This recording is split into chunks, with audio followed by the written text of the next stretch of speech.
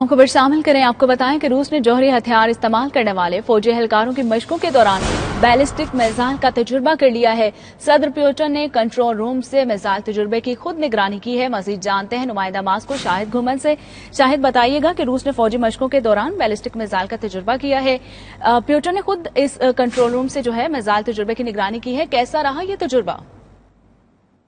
बिल्कुल, यूक्रेन की जानब से मुमकिन डर्टी बम इस्तेमाल करने के खदशा के पेश नजर रूस ने बड़े पैमाने पर जवाबी एटमी हमले की मशकें की हैं। मुसल्लह अफवाज के तकरीबी शेड्यूल के मुताबिक मुसल्लह अफवाज की कमांड एंड कंट्रोल की जानब से इन मशकों का इनकार किया गया।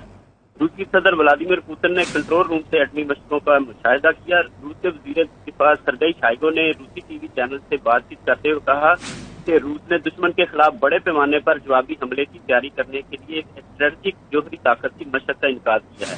सरगई शाइगो का कहना था कि जमीनी, समुद्री और फजाई स्ट्रेटेजिक डिटररेंस फोर्सेज के साथ मशकें की गई हैं। इन मशकों का मकसद दुश्मन के खिलाफ बड़े पैमाने पर जवाबी हमले की तैयारी है।